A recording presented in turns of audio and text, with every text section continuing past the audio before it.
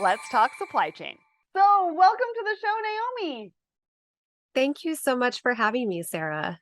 I am so excited to have you here. I mean, this can't get any better. Last month, I got to feature Jolene from Far Eye, and now this month, I get to feature you. And what a lot of people don't know is that, or might not know, is that you have actually been the voice behind our Woman in Supply Chain blog series since we pretty much started it, and you've done an incredible job. And so, before we get started, I just want to say thank you so much because you've been such a big, important piece of that, highlighting women's voices in the industry and helping us to create that feature and make the series what it is. So, thank you so much for that, and welcome to the show. Oh, thank you, Sarah. And, I really I appreciate the shout out, but the credit really goes to those women. I'm really just lifting up their voices, and I really appreciate you giving me that opportunity. It's so meaningful. Yeah, yeah. And now we get to feature you because you have been doing so much amazing stuff in supply chain. And now we get to talk to you about your journey and how it all sorts of comes full circle. So let's kick this off by asking you, what does being featured in the Woman in Supply Chain series means to you? I mean, you're now seeing it from both sides of the coin. So talk to us about that. Yeah, absolutely. Uh, well, you and Let's Talk Supply Chain helped me understand the logistics industry earlier in my career. And partnering with you on the Women in Supply Chain blog over the last few years has been incredibly rewarding. I mean, I can't overstate that. It's some of the work throughout my career I'm most proud of. And Aw. you and the Women in Supply Chain, who I've been writing about and lifting their voices, they've really inspired me. You've all inspired me through the most challenging times. I mean, COVID, all of the craziness of the last couple years. It's really been a big part of what's kept me hopeful and kept me going. And just like you, I'm passionate about empowering other women. So joining you on this episode feels like that effort has really come full circle. Yes, I love that, love that, love that. And you've been a huge part. And you know what? It's really important. I mean, when I first started this Woman in Supply Chain series, it really wasn't about, empowering. I just wanted to learn more about women's stories and their journeys and how they came to be in the positions that they are. And what did that look like, right? What did they do for education? What did they do? Maybe they started in a completely different industry and just sort of fell into supply chain. And so it's actually, it's one of the series or the things that I do that I'm most proud of, as well as Let's Talk Supply Chain, for us to be able to do that. And then the extension of that to Blended, you were just recently on Blended as well. So talk to us about that experience. How was that for you?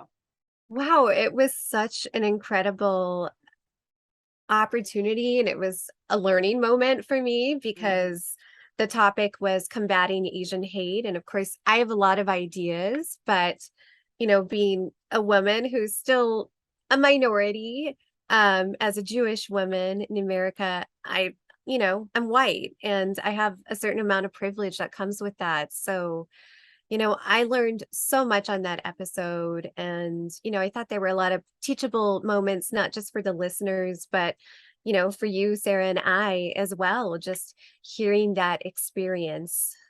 Yeah, and I think what comes out of Blended, the Woman in Supply Chain series, all the diversity stuff that we do is really the love.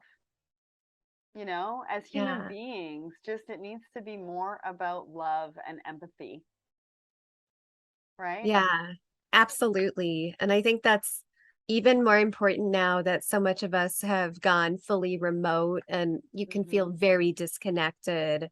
Right. That really bringing that empathy and compassion into play, even on a professional level, it goes a long way.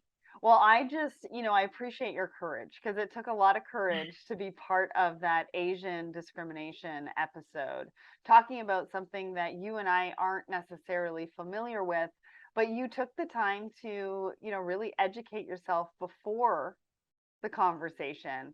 You brought a lot of insight and great conversations within the blended conversation that we had. And I think for the two of us, just to really have that safe space and talk so authentically about it is hopefully, going to make the impact that I think you and I really want to make. So, but I want to know all about you now. So tell us about your journey from where you started to where you are now. What has that looked like, and how did you get into supply chain?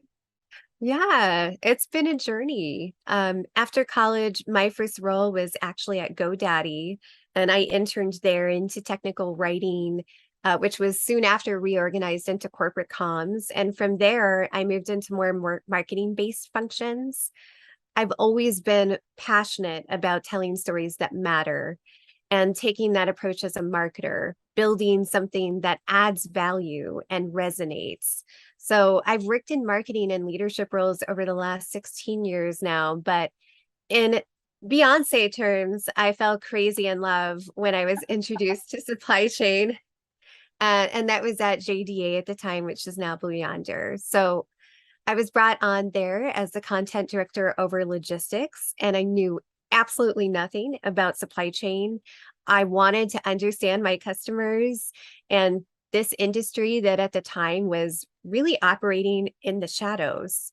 And so I read The Supply Chain Revolution by Suman Sarkar and searched for supply chain podcasts. And that's when I found you.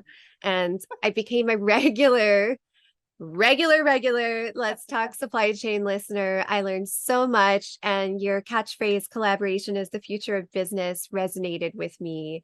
And I was absolutely obsessed with the Women in Supply Chain series. So when JDA, at the time JDA, now Blue Yonder, was looking to build out its own podcast series, and the CMO asked me what I thought about it, I suggested looking into joining episodes of Let's Talk Supply Chain instead, where you already had this broad sweeping audience.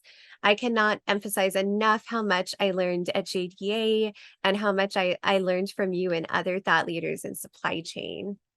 And That is then, I mean, that's awesome. And I go back to, I want to just pause there for just a second, because you and I met when I flew down to the offices in yes, Arizona, and we did a series. We did a video series, and I interviewed Fab. It was one of the first video series that we had ever done. And you and Jolene worked together. And I yeah, think the four of us had the best time. it was so great. It was Yeah, it's one of the amazing. best JDA memories that I have. And we had so much fun. And you and Jolene were so supportive of me, which I really appreciated at the time, because at the end of the day, it was really just when I was just getting started. It was one of, Yeah, and you trusted me enough to do this project with me and fly me into Arizona. And it actually, it turned out really, really well. I was really happy with that it project. And did. It a turned big out so part of great. that is to you and Jolene and Fab. Well, I think yeah, I mean it was a great team effort, but I was immediately struck even then by your presence Yeah. and your ability to, speak publicly and the momentum you bring. And you know, I'm a little more on the introverted side, so I've always really appreciated that about you. It's, you really have so much talent that you bring. And it was so great to meet you in person. And I look forward to doing that again soon, Me hopefully. too. Me too. I remember, I can't remember. I was staying at one of the hotels and you were like, "Why are you staying here?" And I was like, "Well, Yeah. I'm on a bit of a budget." Yeah, I do remember that hotel. We won't do the same thing next time. Anyways, continue on with your journey, because I know you've done Yeah. so much Well, more. you're a big part of it. So after my department was eliminated at JDA, I moved on to manage as marketing director at a growing managed services provider. And I think we all grieve job losses differently. I was really devastated that I'd lost my connection to supply chain.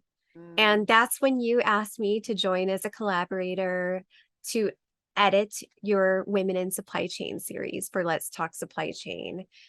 Um, so I highlighted women in a blog series across other tech industries in the past, which was so rewarding. And I have to say, it's even more meaningful now for me now that it's in supply chain. So, Sarah, again, you kept me immersed in the supply chain Yay. and you introduced me to leaders even outside of women in supply chain at supply chain organizations who needed consulting, and I stayed current in the industry.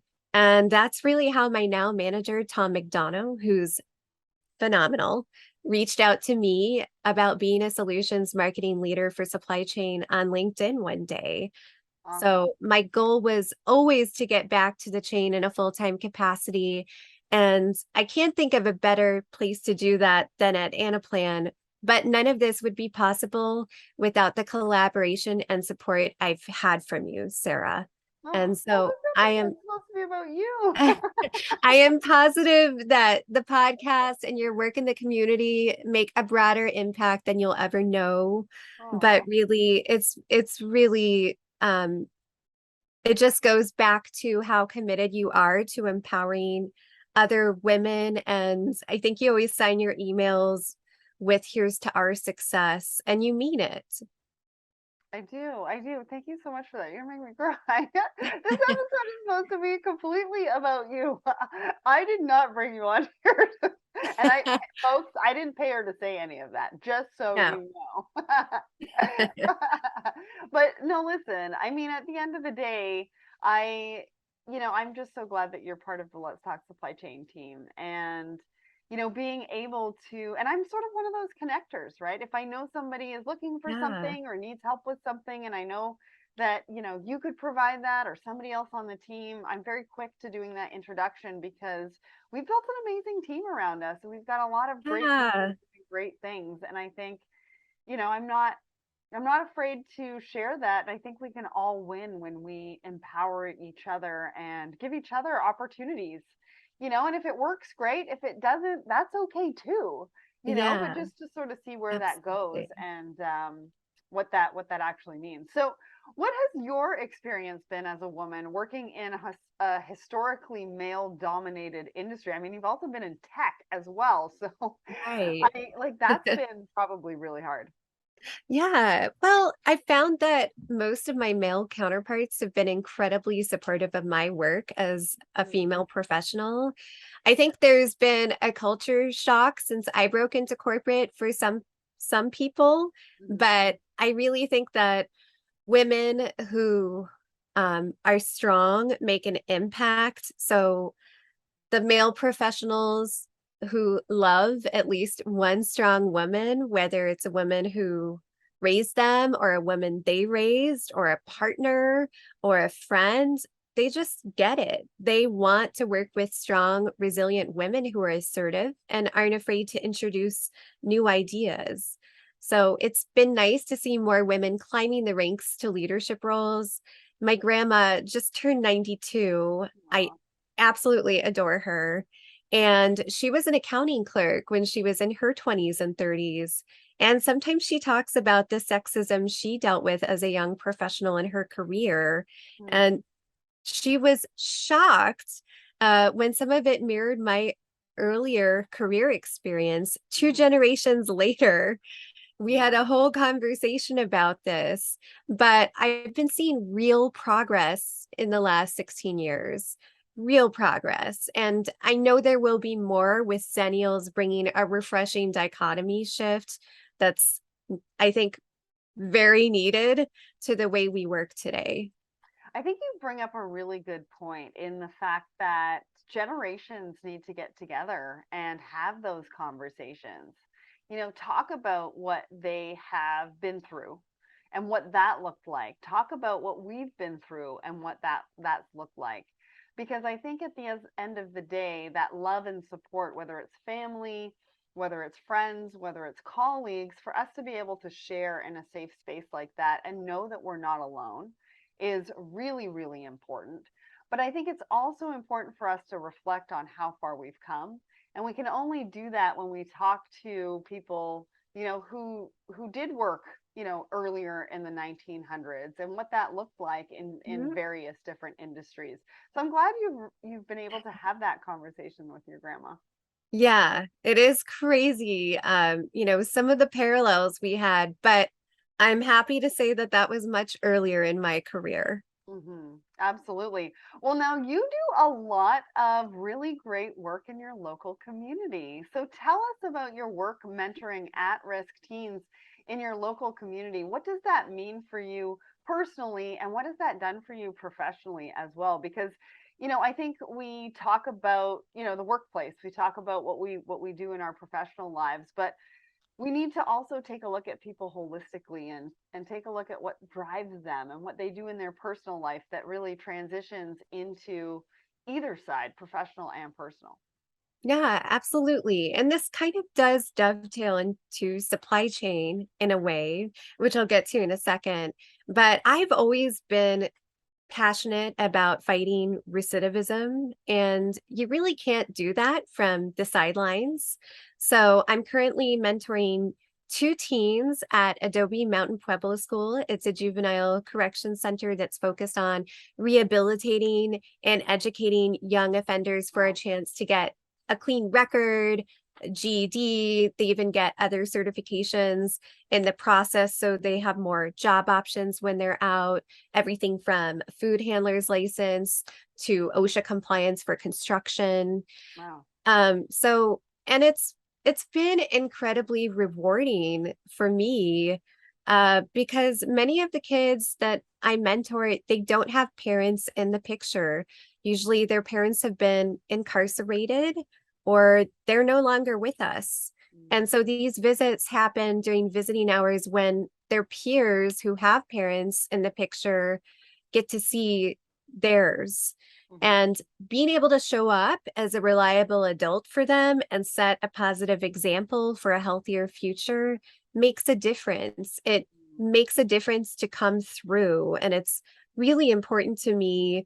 You know, I consider it a strong commitment to show up when I say I'm going to. I send letters, I try to rally behind them and be a real support system because many of these kids grew up in gang ridden communities or they were exposed to drug use at a really young age. And they're hurting and they want to change. And one of the things that I love to bring up when they talk about what they'll do after they graduate or get their GED, if they don't have a clear goal or purpose, is all the opportunities on the operational side of supply chain where there's a huge talent gap right now and just how important those jobs are. So I don't know if anyone necessarily grows up aspiring to be a warehouse manager or a semi truck driver or a supply chain planner, but these are really the people who make our way of life possible with little to no credit. Mm-hmm. And I know supply chain was just added to Merriam-Webster dictionary just a few days ago, Wow. even though it's been in the headlines a lot over the last couple years. So many young people still really don't know what's behind supply chain and why they should care about it. And whether you're volunteering with at-risk teens or you're just talking to your kids and neighbors or your friends' kids, it's something we can all share. I love that you do this. I mean, it just goes to show how big your heart is. Oh, thank And I you. think also, we talk about how to get the next generation excited about what we do in supply chain, right? Supply chain is cool, but how do we talk to them about it? How do we get them excited about it? And you're doing it on a one-on-one basis. And think about the impact that you're making. A lot of people think that the impact that they need to make is on huge scales. It doesn't have to be, right? Right. It just means to take some time, even small steps to getting people more educated about what supply chain means and what the opportunities are.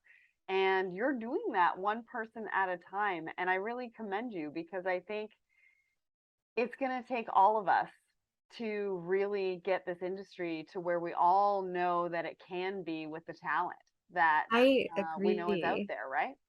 Yeah, and it's so important, especially right now. We're seeing global warming really really accelerate. I know I was talking to colleagues in San Francisco without air conditioning this week who, they're seeing record temperatures. The same thing happened with people I work with, you know, in Europe recently. I mean, we really need to be focused on sustainability, Hmm. and supply chain is how we get there. So supply chain leaders and everyone behind the supply chain is going to be part of the solution because Hmm. we only have one planet. Hmm. Absolutely. So let's talk about your journey again. Is there anyone in the industry or maybe outside of it who you really admire and why? Well, how long is this podcast? I Just mean, we can kidding. go on for a little bit longer.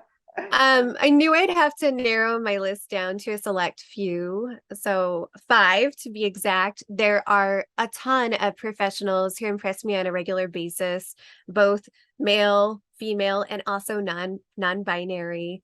But I've narrowed it down. I worked with Jolene Peixoto. She was on your last Mhm. Women in Supply Chain podcast, and we worked together at JDA. And I'm still so in awe of Jolene's leadership skills and her relentless optimism, empathy, and patience, staying focused and level headed in the most stressful of situations. Mhm. Being her friend and colleague has been a regular reminder that I have room to grow. She has set a very high bar for me. And we talk about finding a company culture that shares your values these days, but we can also find people who do. Mhm. So everyone should have friends and team members who challenge them to grow, like you and Jolene. And another one that comes to mind is Paula Natoli. She's Google's Director of Supply Chain and Logistics Industry Solutions.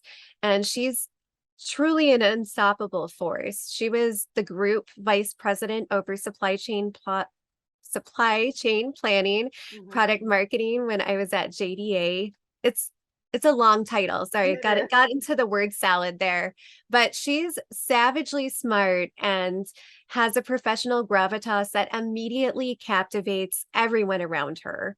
I recently saw her at Anaplan Live speaking about Anaplan on Google Cloud and the partnership behind the supply chain twin. And I was so thrilled to see Paula again. It was just, I think, a little after a month after I joined the company, and I really felt like this is it. I'm back in supply chain. Nice. Another very strong supply chain leader who comes to mind is my Anaplan colleague, Dr. Deborah Pike, a solutions consultant at Anaplan. She knows more about supply chain than I ever will, and I absolutely love her for that. She's based out of Sydney, and she is an absolute pleasure to collaborate with. She lights up the Zoom room, and I look forward to any interaction we have, whether it's email, Slack, or a meeting. I'm energized by people who are as tenacious as they are kind. I think Mhm. that's the perfect balance. Just a couple more to go. I'm a huge fan of Stephanie Benedetto. She's known as the Queen of Raw. That's her company and her Yeah. brand. She's based out Mhm. of NYC. Yeah. And she's a sustainability thought leader and entrepreneur who is actively repurposing materials that would otherwise add to landfills and bringing a regular dialogue to the forefront of the retail industry about the harm behind fast fashion and how to build profits through sustainability. Yes. And so, lastly, I appreciate Rebecca Minkoff. She's a no nonsense thought leader, and she brings a really refreshing, radical candor to retail. She's an entrepreneur who started out as a designer, and she's amassed a fashion empire, a regular LinkedIn newsletter with candid career insights, Nice. a super women podcast highlighting women leaders and their achievement, much like yours. Hmm. Her female founder collective helps raise funding for small women-owned businesses. And just in the last couple of years, she put out a great book called Fearless about finding new paths to success. Nice. And one of the things I think is really cool is that Rebecca's actively working with her team on creating more sustainable product lines Hmm. and more sustainable product packaging too. She's been an outspoken voice, even recently, on combating supply chain challenges and fast fashion. Nice. So Rebecca has grit. She came to New York with nothing, Uh-huh. and now she's opening doors for other women. And yes, I love her fashion too. I love that. And there's definitely a few on that list that I'm not following. So I'm definitely going to have to jump onto LinkedIn after this and make sure that I am connected with them. Thank you for sharing that. And I think all too often we sort of skip over that. And it's really important for us to acknowledge who's out there and who is helping us in ways that they don't even know that they're helping Right, us, right? And so with this podcast, you'll be able to tag them and let them know how much they do mean to you and how much of an impact. Because I know even for me, finding out if I make an impact in somebody's life in a small way, it's really important that I get to know that. So, how did you find your voice? I mean, you talked about being an introvert earlier on in this mhm. interview. Was there one moment when everything kind of came together for you? I mean, I think I'm always growing, and as I'm getting older, my voice is changing. But one of the things I think that, you know, really affects my voice to this day is I came from a very salt of the earth kind of family. We're all relatively down to earth and friendly. Friends who have worked with my father's, where he's the most caring and generous person they've Mhm. met. And that's saying a lot because he is a lawyer. My mom is a giver, and my grandma, my grandma who's still with us, who I talked about earlier, she's an absolute people magnet. She talks to everyone and tries to lift everyone up around her. They Right. call her the professional greeter at her retirement community. And when she walks by her peers in the dining hall, they actually say, "There goes that nice lady." So I've actually had people ask me before, "Why are you being so nice to me?" And I never know how to respond to that question, because why wouldn't I be? Right. And in the past, sometimes my kindness and total transparency have thrown colleagues off, or maybe it's been perceived as a weakness, but people are the biggest part of our work. Mhm. And for me, it's incredibly important to share my gratitude and be open and honest with them. I've tried before not to be so soft or candid, but it didn't feel authentic. And Right. I think a lot of how we find our voice in the workplace also depends on our company culture. Mhm. So at Anaplan, my manager and peers and executives are actively asking us and each other for feedback to find smarter paths forward. Mm. We had an employee engagement survey recently that 90% of the organization completed, and that's pretty Wow. unheard of for That's like pretty a good. 2000 plus person company. Yeah. But I see it in my day to day, and it makes a huge difference. I was on a Zoom this past week with my counterparts, our managers, and the vice president of solutions, Evan Kwasny, who also comes from a supply chain background. And I did ask a lot of questions Good. because I wanted to understand the why behind what we're doing and the strategy forward. And I hopped off the call, and I was wondering if maybe I asked too many questions. And the VP, Evan, slacked me before I could even stress out about it. And he thanked me for asking the questions that others probably Nice. also had, but maybe weren't as brazenly comfortable in bringing up. And, you know, saying that was really important. And he said, when you ask those questions, that's when we do our best work. Don't stop asking those questions. Mhm. And literally seconds later, one of my colleagues pinged me and she thanked me for asking questions she had as well. Nice. So I'm very proud to be at a stage in my life and a place in my career where I feel that I can bring my authentic self everywhere. I think everyone should be empowered to do that. Thank you for sharing those examples. I think it's important to understand from a leadership perspective what it actually means when you reach out and thank somebody for having a voice and for using that voice. And I Yeah, think the other part of absolutely. those examples is a woman reaching out to you and thanking you for asking those questions. Those are two really key points.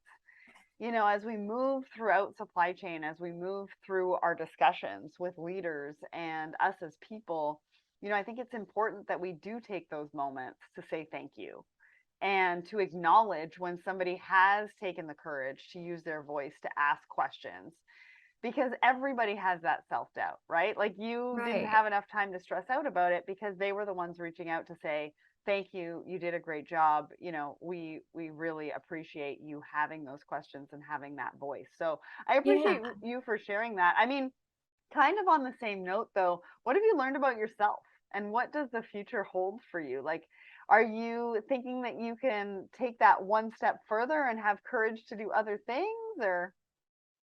Well, I think what I'm continually learning is that you can never stop learning. Mm, So I now consume at least two books at a time in wow. regular rotation with podcasts, including yours, and publications and other media.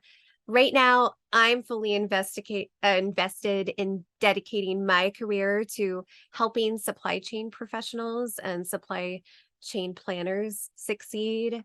And I'm really proud to do that at Anaplan while also highlighting the wins of women across the chain with you and the rest of the team at Let's Talk Supply Chain. Yeah, yeah, yeah. And if you and I were to meet 1 year from now, what are the three things you hoped you worked towards to make the most out of your journey?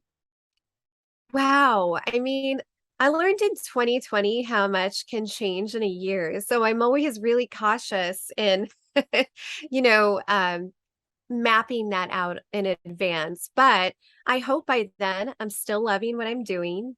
I'm growing and helping others grow along the way and making even a small but real impact in my local community.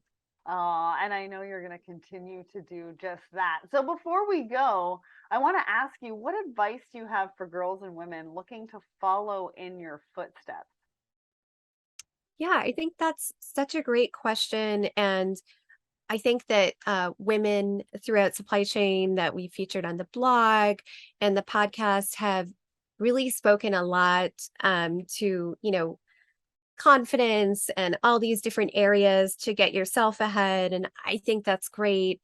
One of the things that I really want to focus on is not being threatened by other women and their abilities. If there isn't a big enough table, then bring a bigger one. This is such a prescient topic right now because, as Sarah, you're aware, October is National Bullying Awareness Month. And Hmm. according to the Workplace Bullying Institute, 46.8 million workers experience emotional abuse. And Wow. that's up to 30% compared to 19% just a few years ago in 2017. According to that survey, remote workers are more likely to experience this abuse. And here's the shocker that really ties into this question: 61% of the time, workplace bullies and their targets share the same gender. So, Mhm. if we want to see progress for women at work and our trans and non binary counterparts, we must empower each other. I know you're covering gaslighting on the Blended podcast. It's such a critical topic, and it comes into play with workplace bullying because, according to Dr. Dorothy Suskind, who is a thought leader and subject matter on the expert, bullies generally target professionals whose capabilities or likability threaten them. Mhm. And this can look a lot of different ways, but often under the guise of concerns about strategy or performance, they'll complain to HR and upper management to solidify their job security before the target ever can red flag or even recognize the abuse.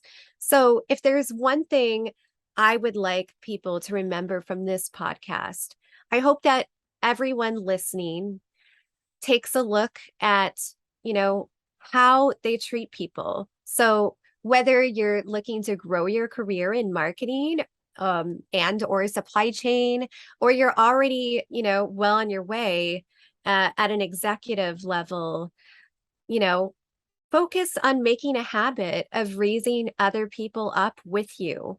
Don't compare yourselves to other people. Sarah, I know you and I've talked before.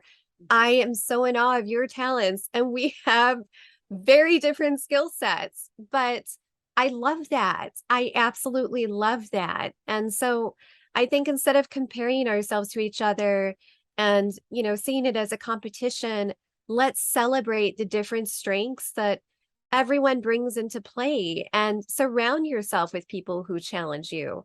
That's how you become a better person, and that's how you become a stronger leader. Thank you so much for saying all of that. I'm actually watching a show on Netflix right now called Partner Track, and they go Oh, through a lot of the things that you've been talking about in a workplace, in a lawyer environment. So it's like trying to get partner at a lawyer, um, at a legal firm, sorry. And one of the things that they have honed in on as a storyline is an Asian woman did not make partner, but she's really high up on the scale.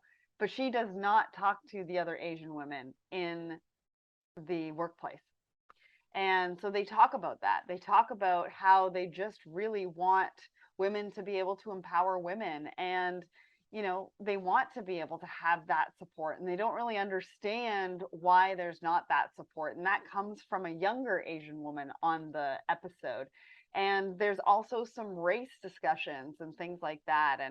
And I think it was white fragility that comes up in one of the episodes. So highly recommend you go and check out that show on Netflix yeah, as well. And I absolutely. just want to say thank you, because Naomi, you're such an inspiration. I mean, it's one of the reasons why we wanted to feature you.